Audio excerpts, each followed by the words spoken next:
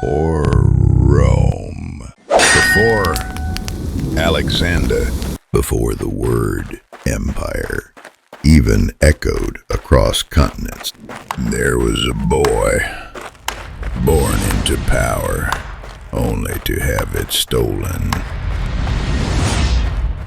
But the shadows did not silence him. They forged him.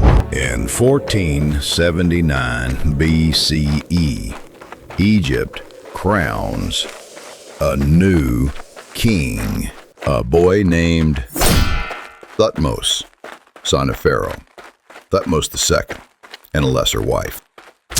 But power does not always pass by blood. His stepmother, the formidable Hatshepsut, steps in as regent. Then she does the unthinkable. She crowns herself Pharaoh and dons the beard, the crown, the divine titles of a king. For over 20 years, Thutmose III remains in the background, a king in name only. But kings raised in silence often roar the loudest.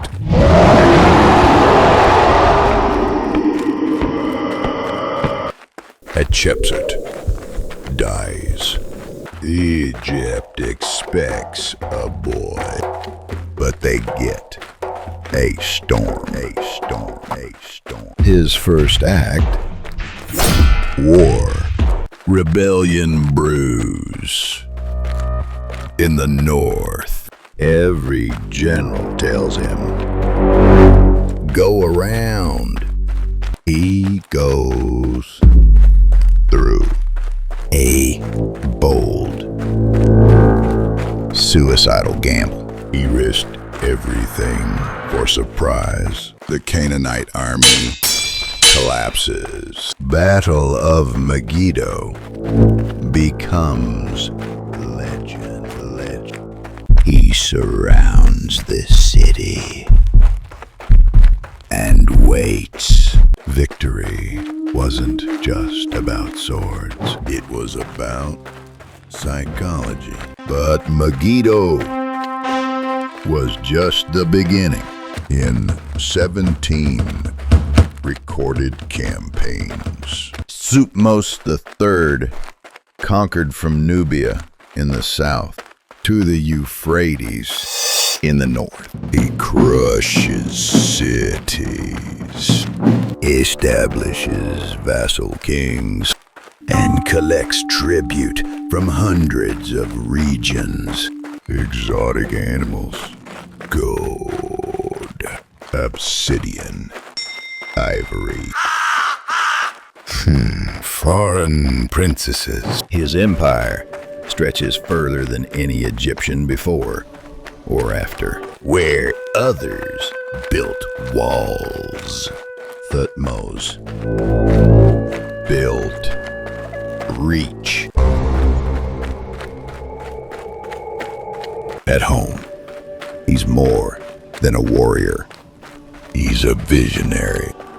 He expands Karnak Temple, builds sacred lakes, and commissions towering obelisks to proclaim his conquests. His battles etched in eternal stone. His annals cover hundreds of feet of wall. A visual memoir of a living God.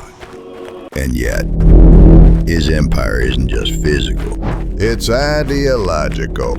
Other kings mimic him, worship him.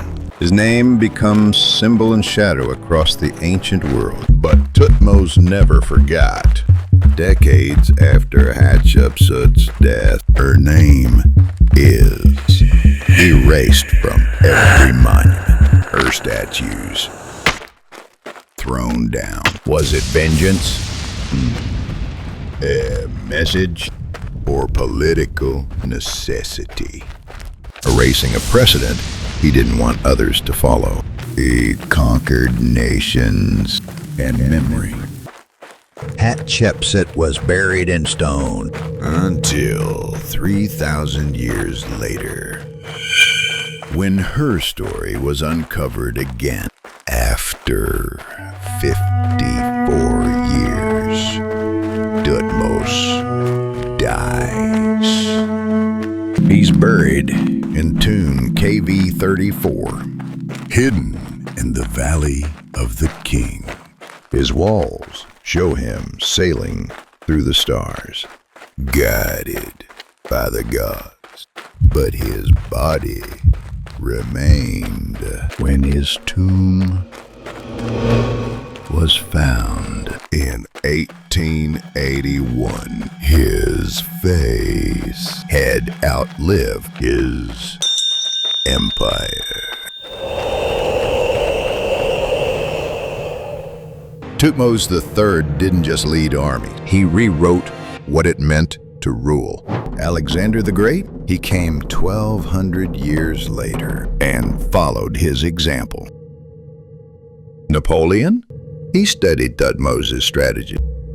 The first empire was Egyptian, and Thutmose was its hammer.